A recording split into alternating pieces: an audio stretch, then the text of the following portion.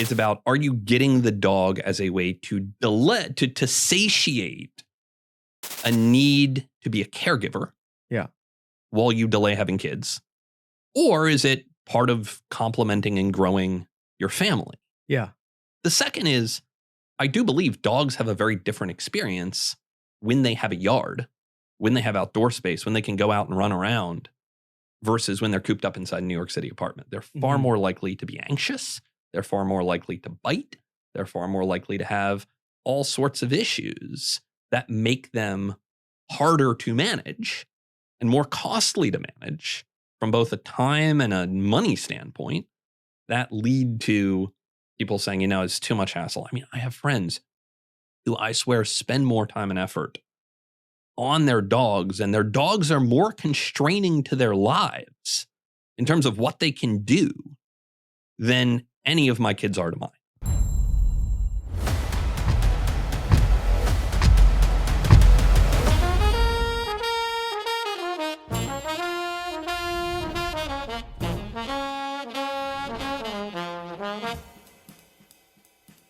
Howdy, everyone, and welcome back to Moment of Truth, the podcast of American Moment. My name is Nick Solheim, and I am the CEO of American Moment, and I'm glad to have you back for another fantastic episode this week. We had Brad Hargreaves here in studio. He is the editor-in-chief of Thesis Driven and is also a senior fellow at the Manhattan Institute. We start the episode talking about this seminal essay he wrote about how dog ownership is getting out of control. It made me so mad when I started reading it that I knew we had to have him on. But before we get to that, we've got a great sponsor in Hillsdale College. Are you a staffer on Capitol Hill, or maybe in the administration, or in another job in Washington, D.C., but you want to continue your graduate education? Well, Hillsdale College has the solution. They're offering a part-time Master of Arts in Government program right here in Washington, D.C. They work with you on your busy schedule with evening and weekend classes and is conveniently located on Capitol Hill. All accepted students receive scholarships and many graduate within the first 3 years. I personally know many members of our American Moment Network who have loved this program and who have immensely benefited from it. And so I would really encourage you to check it out. If I'd graduated from university, I would do it myself. So to learn more, you can visit dc.hillsdale.edu and apply by November 1st to start classes this spring, or apply by May 15th to start in fall of 2026. And thank you to Hillsdale College for sponsoring this episode of the Moment of Truth podcast. All right, so we're back with Brad Hargreaves, the editor-in-chief of Thesis Driven and a senior fellow at the Manhattan Institute. We had a fantastic time, mostly talking about how dog owners have gotten out of control and how it's making our fertility crisis even worse. So it was a very enraging conversation. I'm ready to go hit things now. But we also had a great time talking about the kinds of things that make cities livable, what some of the best cities are in America, and also how to make it easier to build housing for families. So we will go now to Brad Hargreaves. Thanks so much for coming on the podcast. Thanks so much for having me, Nick. So the whole reason that we're doing this episode is because I read an essay of yours a few months back that made me viscerally angry. But before we get into that, and by the way, viscerally angry because I agreed with you and was very upset. But before we get into all of that, tell us a little bit about yourself, what you do, and how you ended up where you are today. Sure. So most of my day today is writing about cities and real estate in the built world. I publish a newsletter called Thesis Driven that is primarily targeting urban policymakers, real estate developers, real estate investors, people in the industry of building housing and stuff. And I think the article you're talking about was about dogs, and we're going to get into that. Yeah. But a bit on me. I actually grew up in rural Arkansas. My dad was a forester. Where at, actually, in Arkansas? About 90 miles south of Little Rock, town called Hampton, Arkansas, Calhoun County, Arkansas. My mom grew up in Fort Smith, so spent a lot of time in Arkansas when I was growing up. Yeah, beautiful, beautiful state. Yeah. But now I live in New York City and have had to deal with a lot of the challenges that have come with living in New York City, but I still love it. and I really enjoy where I live. And it's given me a lot of opportunities to build interesting businesses. I built a business called General Assembly, which became the largest trade school in the US, teaching tech and design skills, about 30,000 students a year coming through our campuses. That was really started out of the global financial crisis when I saw so many of my peers that had gone to, great schools, they went to the Ivy League, they got top degrees, suddenly were dumped into the job market in 2009 and they had their offers pulled. They were furloughed indefinitely and just didn't have the skills to compete in the workforce. So started teaching. I had built a game development studio in college. And so I kind of knew a little bit about it and how to build that kind of, training business and technology. And so just started teaching. And that grew into this school that was eventually acquired by Deco Group, a big staffing firm. But along the way, one thing I saw, building a school and having a lot of people and going through our doors, and we were in cities like New York, DC, San Francisco, Los Angeles, these expensive urban hubs, just housing problems and the challenge of finding an affordable place to live. Regardless, if you're new in your career, if you're young, if you're just getting started out, or if you're forming a family, and we'll talk about that. And a lot of the apartment inventory that gets built, the actual units are very, very vanilla, very standard, the same 1-bedroom, 2-bedroom studio apartments, regardless of what building you go into. You could walk into an apartment, you could be literally anywhere. And so we started a company that worked on the design side and on the development side with investors, with capital, with developers, saying, let's think about this a little more broadly. Let's think about units that are designed for roommates. Let's think about units that are designed for families. We built a lot of family-oriented apartments, 2 and 3 bedroom apartments designed for families. We built a lot of 5-bedroom apartments for roommates. We built a lot of tiny apartments, really trying to address the full spectrum of housing needs as opposed to building the same exact thing everywhere. And ultimately, we built about 7,000 apartment units, sold that in 2022. And since then, I've been writing. I've got 3 young kids myself. They're 9, 7, and 15 months. And yes, we have 3 kids in Manhattan. We are gluttons for punishment. And I mostly write, as I said, about things that impact the built world, but occasionally I get angry about something and will write a diatribe like the one you saw. Yeah.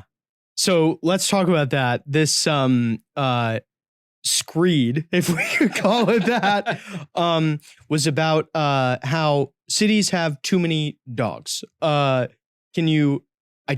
vehemently agree. Like, I agree so much that we got you all the way down here from Manhattan to talk about it. Give us your case, though, for our listeners who may not be entirely convinced. So a lot of what I write about when it comes to cities is how do we make them more welcoming and friendly for families? We're facing a fertility crisis in the United States. We can talk more about that. But one thing I see time and time again from a personal perspective, my own friends, my own colleagues, my peers, I'm 39 years old. So I look at my peers and many of them have had either no kids or fewer kids than they would like. But they treat their dogs like their children. And in many cases, they got their dogs when they were 28, 29, 30 years old, when they're like, I'm just not quite ready to have kids yet. This kind of extended adolescence. And dogs are expensive. And I was walking by a store the other day in New York, the new luxury dog spa opening a couple blocks away from where I live. And the motto of the spa was, dogs are people too. And that was, I'm so mad. And I'm like, dogs are people. Okay. They're not people. They're literally not people. They're absolutely not people. But if you repeat something enough, eventually it becomes the truth. Yeah. And they are treated in many cases. Look, I love dogs. I grew up in the rural South. At one point, my parents rescued hunting dogs. At one point, we had 15 dogs. And we loved those dogs, and I loved those dogs. So I'm not anti-dog, and I can talk about, where pet ownership fits and how it is a great thing in many ways. But dogs are not replacements. They're not people. They're not replacements for children. Yeah. But that is how they're being used in cities. And unfortunately, we have hit a tipping point where there are now fewer and fewer and fewer kids in cities, and there are more and more and more dogs that we are beginning as a society. And when we think about, once again, a Thesis Driven, we are writing about changes in real estate, in apartments, in the built world. You never see apartments new build in cities building playgrounds, building playrooms, building childcare related things. But they are building dog spas. They're building various walks. They're building pet wash stations. And we are re-architecting our cities to serve the needs of dogs over the needs of families and children. And the scary part about that is cities, like it or not, are where a lot of Americans spend their prime, childbearing years of, 20 to 35.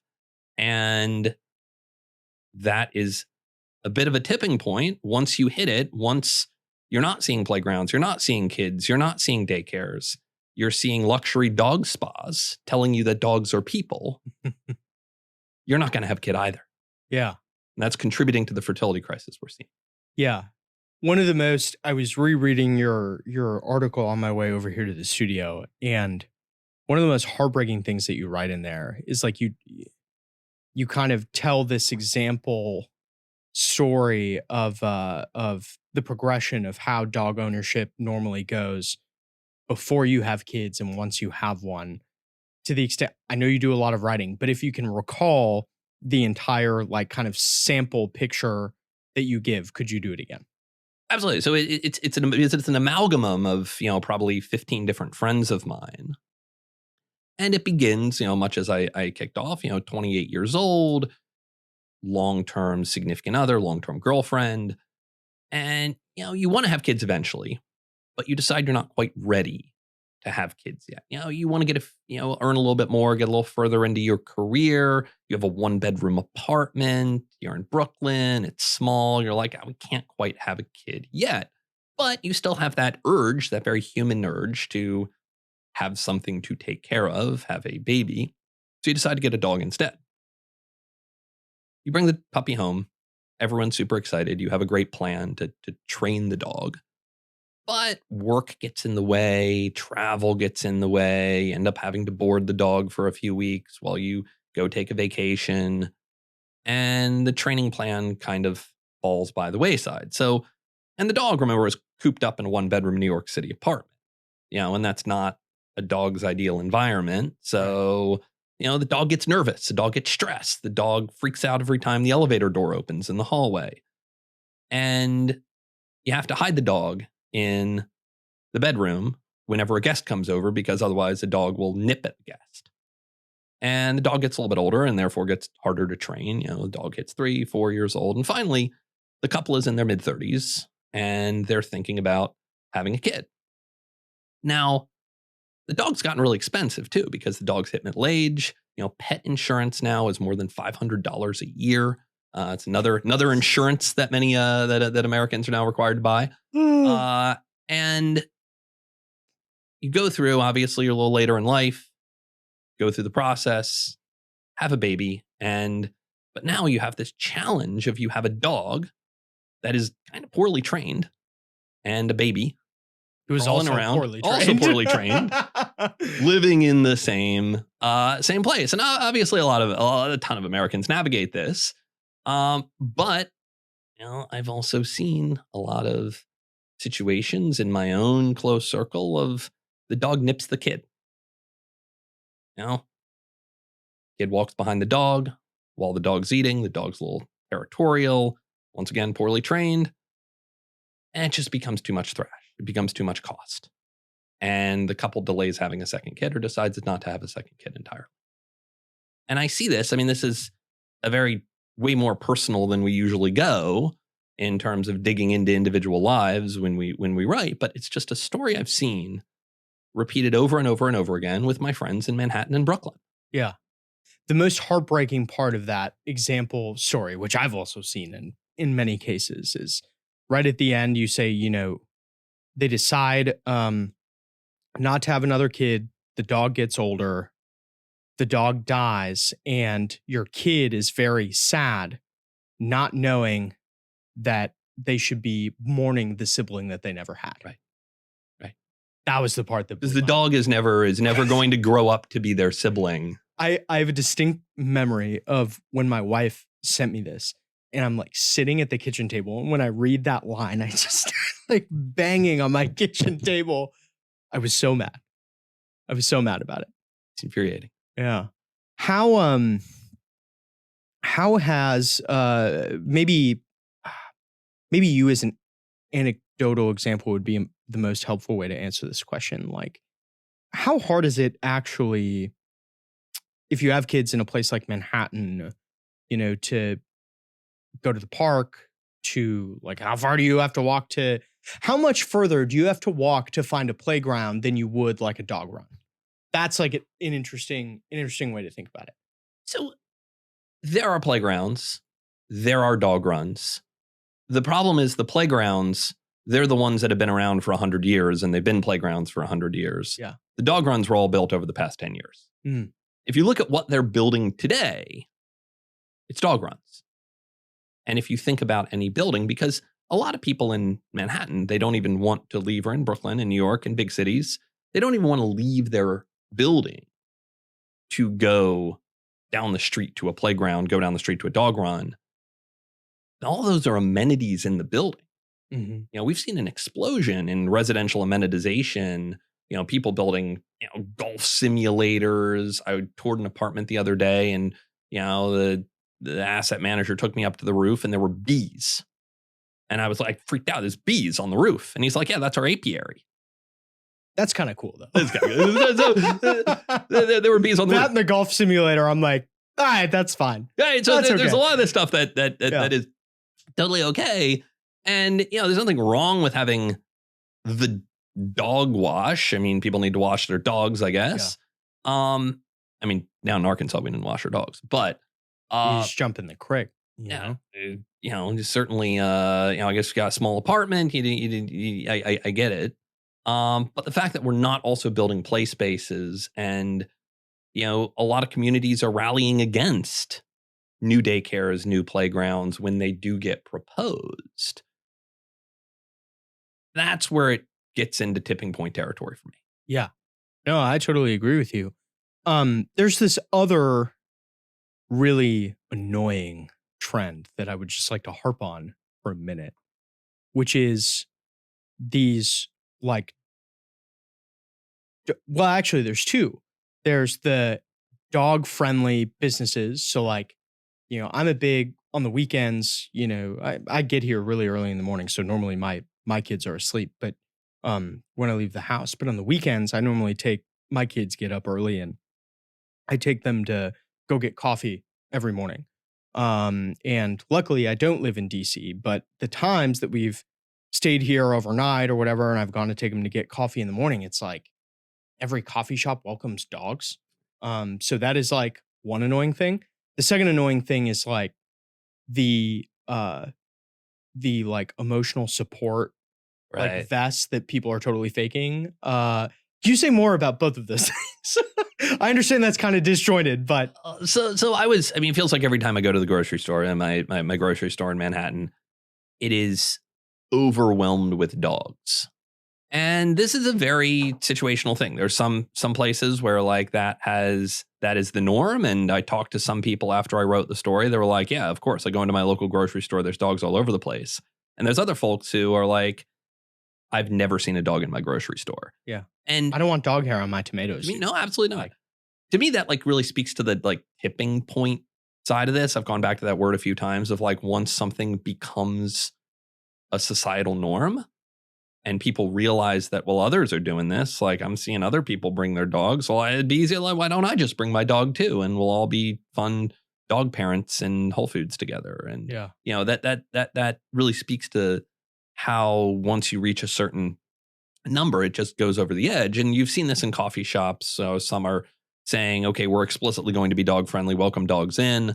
But what really frustrates me even more, I mean, that's a business's decision. They can make that. That's their prerogative as a business owner. I just will choose to not go there. You can choose to not go there, but that is their prerogative to allow Yeah. dogs. What frustrates me is when a business will try to prohibit dogs, like a grocery store, like my grocery store has a big sign on the front that says, no dogs allowed except for licensed service animals. Now, what that means is there is a very specific licensing and accreditation regime around service animals. If you are, disabled, if you are, you need seeing eye dog, something like that, there's a lot of real needs for service animals out there. The problem is this notion of the emotional support animal.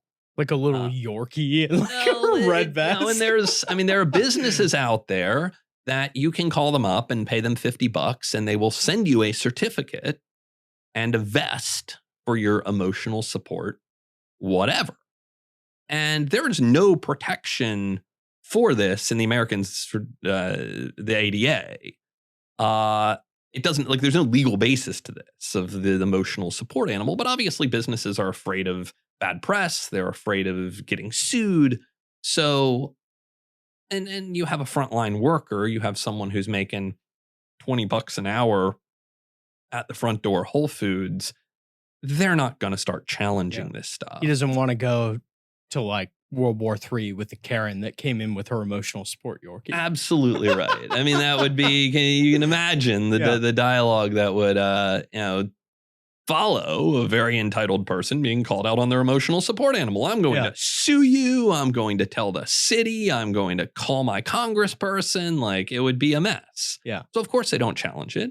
And if you don't challenge it with a lot of antisocial behavior, same thing, more people do it. It becomes a norm. Yeah. Man, that is so depressing. What do you think about Pitbulls? Just hitting all the live wires. I'm going to make sure that people are like unfollowing you for all the spicy takes you have about dogs. So let's go there. Especially since we were sitting in DC. And a couple of years ago, DC passed Roscoe's Law. Have you heard of Roscoe's Law? We were talking about it just before, but prior to that, no, I had not. So Roscoe's Law, which is named after Roscoe, a rescued pit bull, is a law that says that property owners who are renting out their properties cannot discriminate based on anything about a tenant's animal. So weight, breed restrictions, animal type, as long as it's legal to own it in Washington, D.C., you cannot turn someone away. Is there a list of dog breeds in D.C. that are not legal to own?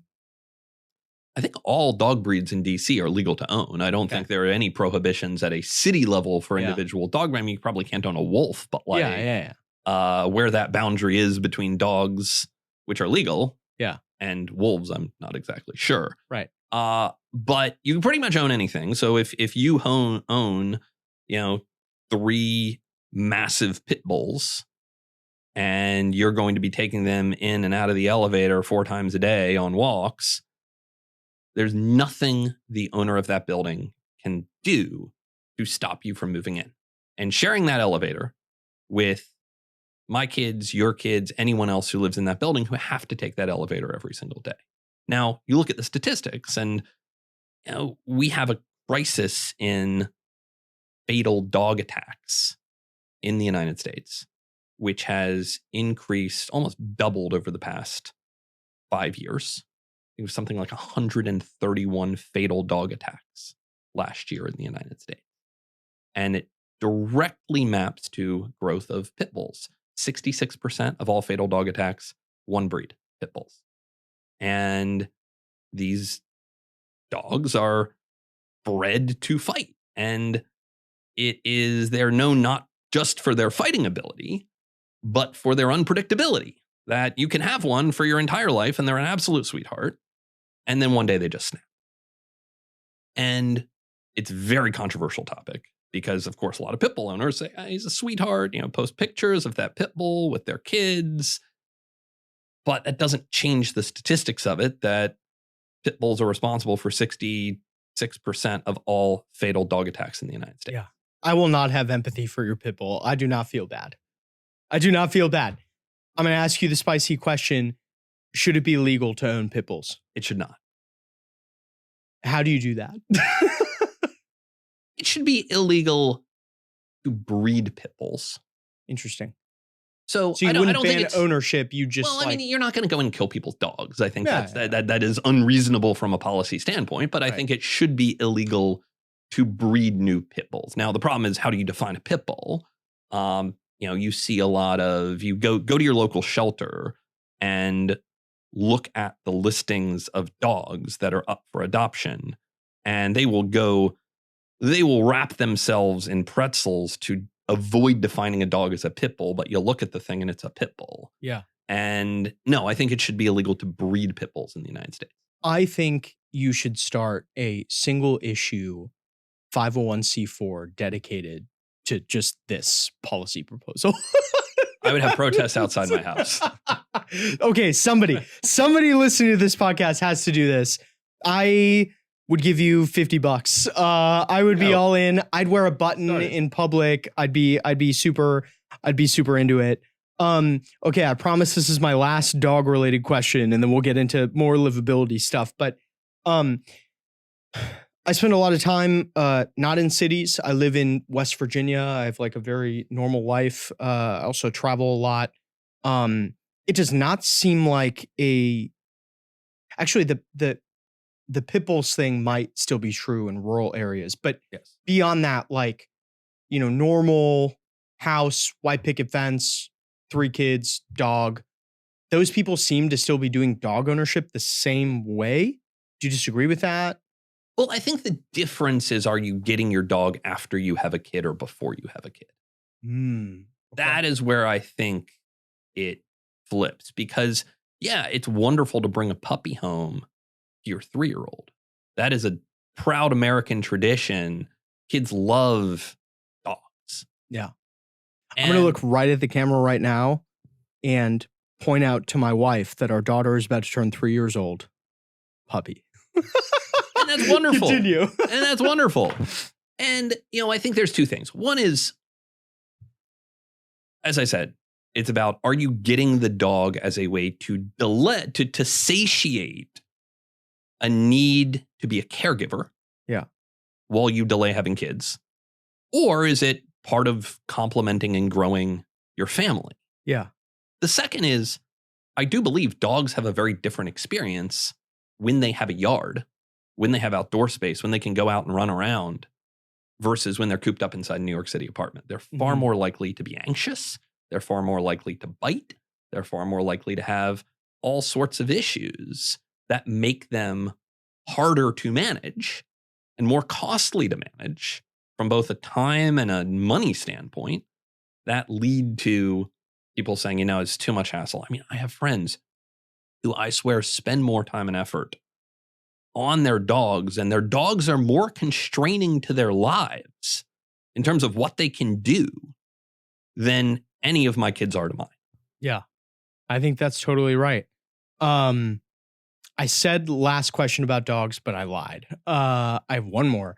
I just thought of this. I have a very close friend who made this argument to me once that, and I do think this is more applicable like outside of big cities and that sort of thing, but that having a dog is a like quintessential part of growing up in America. Like when you're a kid, and we have a bunch of literature about this, right? We have like Old Yeller, we have Where the Red Fern Grows. Do you agree with that statement? That it's like it's a part of, maybe it's not a part of the American dream, but it's something that usually ends up happening when you have the American dream, if that makes sense. Totally agree with that. Okay. I'm very pro dog in the right context. I mentioned I grew up with dogs. I love those dogs. That was a part of my upbringing, but they have a role and they're not people. Right. The problem is when people treat them like they are children, both in terms of the role that they're playing in their household and in terms of how they're treating the dog behaviorally. Yeah. Okay. moving away from the dog stuff now. Right. I'm done with the dogs. What makes a place livable? Whew, it's a tough one. Yeah. Because first of all, livability means a different thing to everyone. Yeah. And Try to come up with like a general American standard for livability. so first things first is a level of affordability of your home. I don't think you can achieve the American dream without being able to afford a quality place to live where you can start a family. Like, I think that is so essential. And so many cities are missing that. And having that place, having that spot is key. I think education. Having a school, whether it's, down the street, down the road. I mean, I'm fortunate. I have a great school I can walk to every day. But not everyone has that. Having great education, and when there's not great education options that the public system is delivering, having school choice that allows someone to choose the place where they want to put their kids. We have affordability. We have education. Those are going to be the two things that, alongside public safety, are going to make it possible to raise kids in American cities. And public safety, a lot of cities have a terrible track record of it, particularly over the last 10 years. And when I think about how do we make cities better for families, has to be a part of the conversation. And a lot of urbanists, many of them, my friends, close colleagues, we'll talk about affordability all day long. They'll talk about education, but they kind of shy away from the public safety issue. I think we got to tackle that head on as well. So is New York City livable? The one area it fails is the housing affordability issue. Yeah. You don't think it fails on the public safety? I don't, actually. It's one of the safest big cities in America. Now, there are certainly places in New York that are unsafe. Okay. There are some places that I would absolutely not take my kids. But under Eric Adams, for all of his flaws, New York has been, I think, livable from a public safety standpoint. I think if you're hanging out by Penn Station and Times Square, you get a very different sense of what that is. But if you actually go into the neighborhoods, and I think a lot of people who visit New York as a tourist, as a visitor, they stay in areas where there's a lot of other tourists, and therefore there's a lot of people preying on those tourists, and it feels like an unlivable hellhole. Yeah. But if you actually... I had that experience. A lot of people do. And so I try to encourage people to come back to New York and come grab coffee with me in the neighborhood, walk around, go to a restaurant, walk by my school. You will feel a very different New York City. No, I stayed in, I don't want to dox any friends, but I stayed in Queens, which a certain part of Queens that was very nice, and I loved it. It was actually a lot like Capitol Hill. It reminded me a lot of Capitol Hill. And then we went into Manhattan, and I was like, boy, I hate this. This is awful. Yeah, totally. No, And we were close to Times Square. Yeah, so, Times Square, Penn Station, it's a hellhole. But, you go into the neighborhoods. I mean, I don't know, you pick places like Forest Hills, Kew Gardens, Queens, just beautiful neighborhoods that don't have the issues of crime. They don't have the issues of public disorder that you see in many American downtown. And so New York, it's a massive city. It's, a metro area of 23 million people. So you can't generalize it and say, I had a bad experience in Times Square, I had a bad experience in Penn Station. That's what the whole city is like. Yeah. The problem then, and where New York falls down, is affordability. Is a 3-bedroom apartment in Manhattan is going to run you a minimum of $6,000 per month. And that is just wholly unreasonable. That's insane. For a family trying to get started. Yeah. And so that's really where, our politicians have to do better. And obviously we have to maintain the standard on public safety too. Yeah.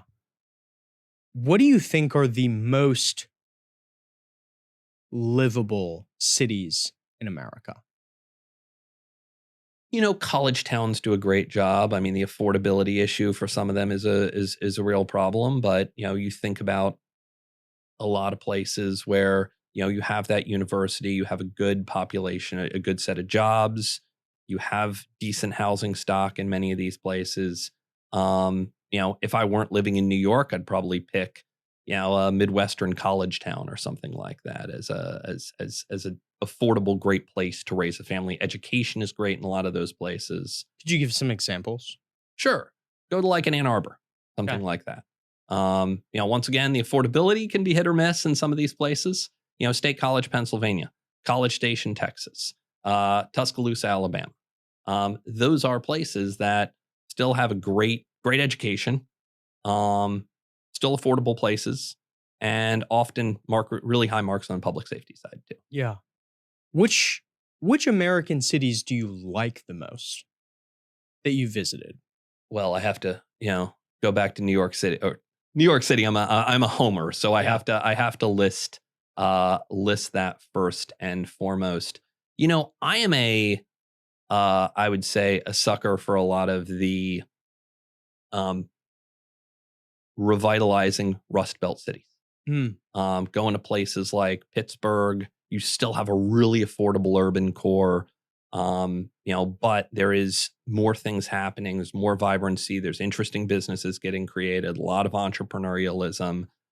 I just went to Detroit for the first time this summer, and it the Art Deco of all it just blew my mind. It's really cool because a lot of these cities, it's a wonderful city, have great bones. I mean, in fact, many of them were built for much larger populations than they have today. Yeah. And so you can find, 2-3 bedroom apartments for well under $1,500 a month if you're renting, and well under $500,000 if you're buying. So they still have a lot of affordability. There's some good education options, some not great education options. But you can't beat those bones. I mean, we don't build things like that anymore. And I think that's a shame. But, that's why I'm a little bullish on some of the Midwest resurgent Rust Belt cities. Yeah. I'm originally from Minnesota, so I've spent a lot of time in Midwestern cities. I've said this, I think, on the podcast once before, and I believe it was with Kurt Mills, but Kansas City is my favorite city in America. I love Kansas City. That would be my top one. Food's great. Yeah. The sweet barbecue sauce. Great barbecue. Yeah. Awesome. Very fun, city layout. It feels like there's stuff everywhere. Great sports, Kaufman and Arrowhead are right next to each other. Still affordable. Yeah. Very nice city. I don't have any reason to move to Kansas City, but it's a nice place to visit. Do you think that the American dream is still to own a house? I do. Absolutely. I mean, do you think it should be? Yes. I don't think there's anything wrong with that. I do think we have to make life easier and better for renters. I think we have to be real that early in one's career, people are still figuring out what they want to do. People are moving from job to job. I think one thing we have seen, which is a little troubling, is movement between cities has gone way down over the last 20 years. People just don't move between cities as much as they used to. And there's a positive way to interpret that of people are feeling less economic pressure to move. But there's also a negative outcome of that, which is people are getting less exposure to people in other cities, other cultures, within the United States, other political perspectives. So I think we do have to make it easier to rent as well. And we can't look at renters as somehow less than homeowners, as much as the dream is still homeownership. So many people, I think, say homeownership is the American dream, and that's a reason to think less of renters or do less to help renters. But in fact, when most people start families, they're renting. They're renting an apartment. They're renting a house. And so if anything, if we want to encourage more people to form families, have kids, we have to do more to help renters, even if renting is not ultimately what we want. Yeah. What would you propose to help renters? And then we'll talk about homeowners. Build more housing of all types, of all forms, for all income levels. That restrictive zoning in American cities, particularly in the most vibrant places of economic growth like New York, has been a real headwind to family formation, to economic mobility. And the sooner we get those cities to upzone and to allow more development, that is the thing that's going to push rents down and make renters' lives easier. I mean, DeSantis did an amazing thing in Florida, pushing the Live Local Act that basically took control away from cities and say, no, you can't prohibit people from building housing here. You have to let them build. Texas just passed a great set of reforms. Montana last year passed a great set of reforms on making housing development easier. Yeah. So explain this to me like I'm 5 years old. New York looks full. It looks full. You want to build more housing. How does it go? Where do you put it? Well, it looks full when you step back and look at the skyline, but you actually walk the streets and like, there's a lot of vacant lots. There's a lot of one-story buildings. You know, I live a couple of blocks away from a one-story building that stretches a whole city block. There's a tremendous amount of underutilized space, and that's in Manhattan.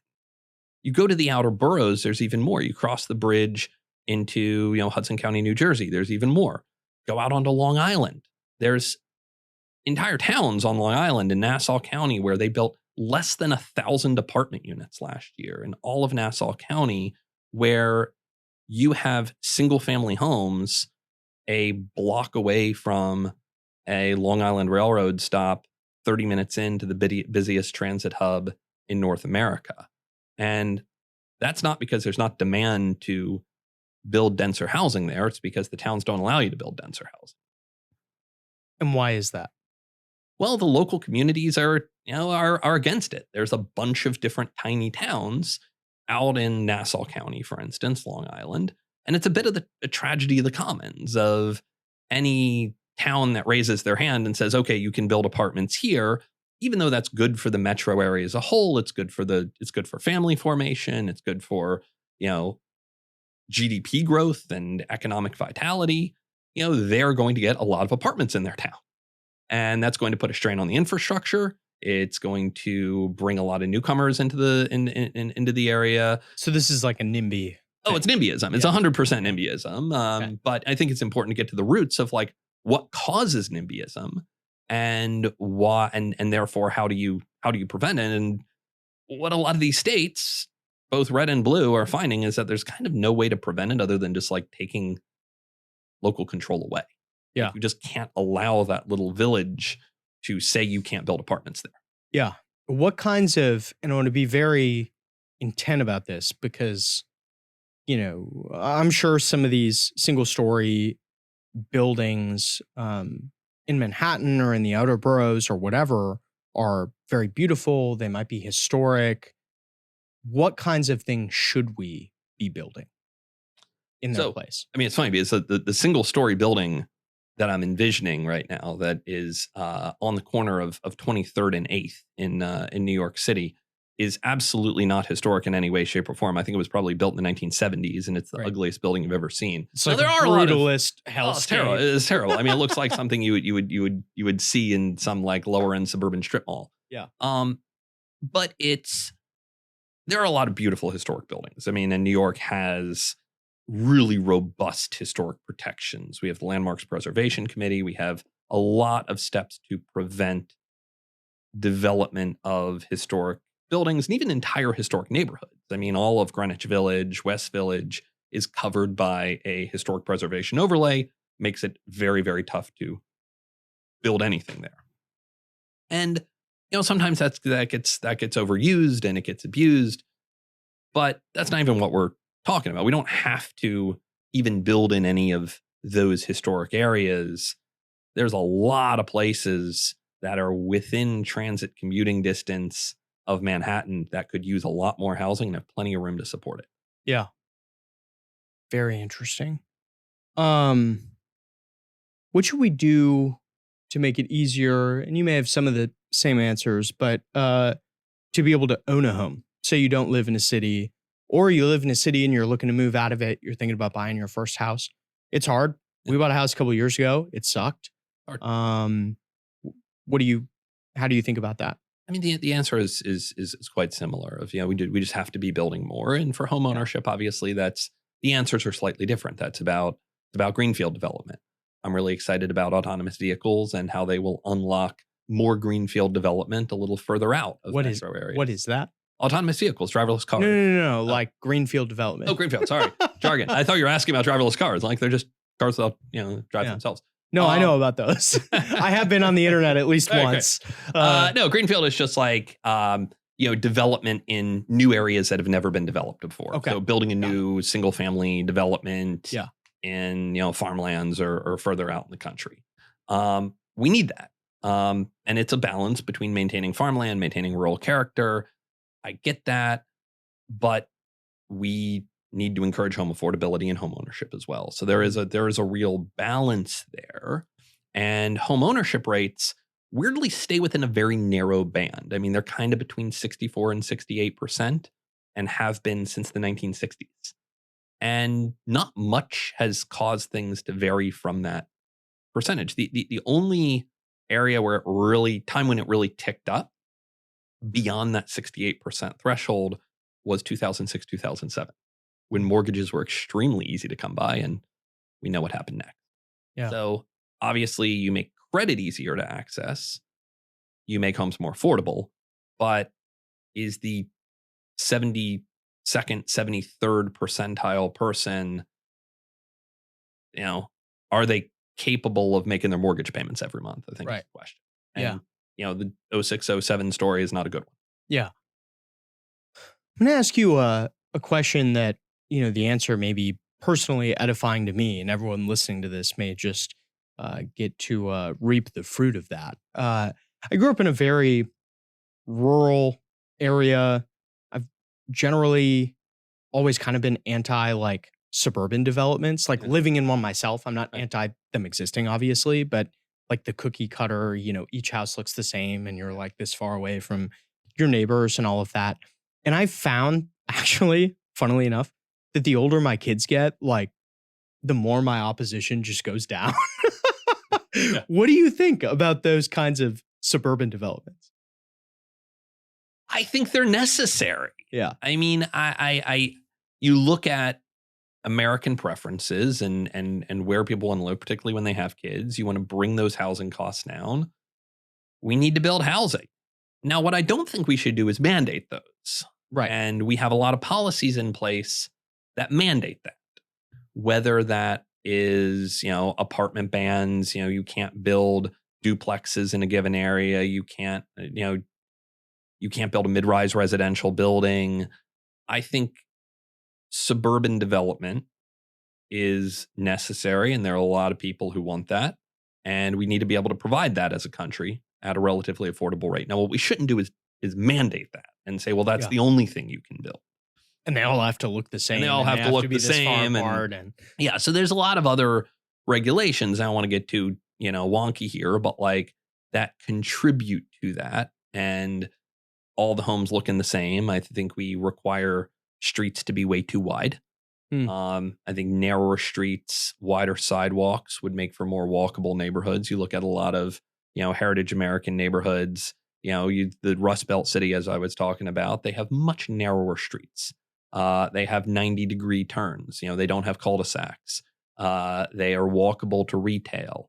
Those are the things that I think would get built much more, except it's illegal to build those things. Right. Because you've got to have minimum lot sizes. You've got to have, very wide streets to accommodate the largest fire trucks.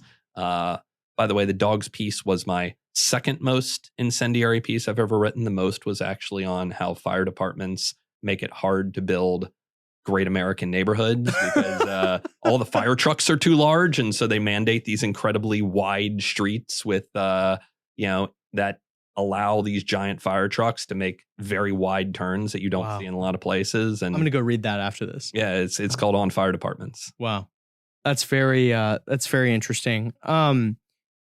Last question. What do you think the role of private equity is in housing affordability? There's a lot of people have a lot of opinions about this, and now I'm asking for yours.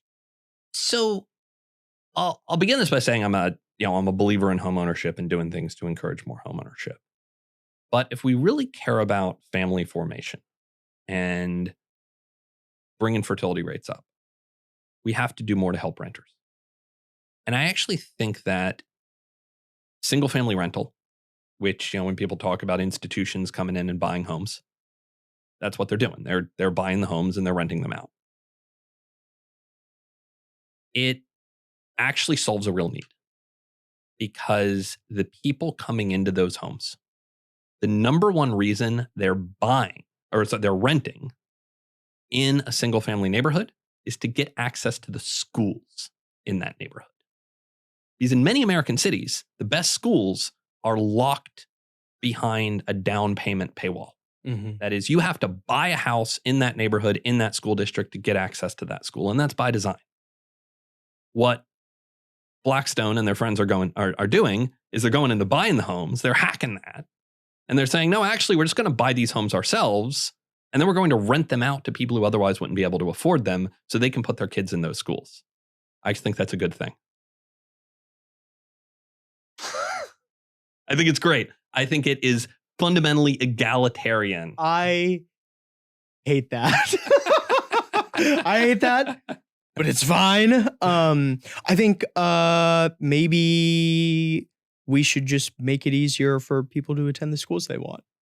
Yes, I mean, I'm 100% in favor of school choice. To be clear, yeah. I would love to see people go to the schools they want. But while that is not the case today, and schools are still locked behind those down payment paywalls, I think things that allow families instead of empty nesters to live in those neighborhoods and put their kids in those good schools is a good thing for economic mobility in America. That is definitely going to be a hot take. We'll see what the audience thinks. Where can people find you and keep up with the important work that you're doing? I found all this so fascinating. So I want everybody listening to this to read your stuff. So where should they do that? Thanks so much, Nick. They can find me at thesisdriven.com. That's where I write everything. And some of it is wonky stuff about the future of real estate, cities, where they're all going. And sometimes I write about fire departments and dogs. Thesisdriven.com. That's great. Thank you so much for coming on. Oh, thank you for having me.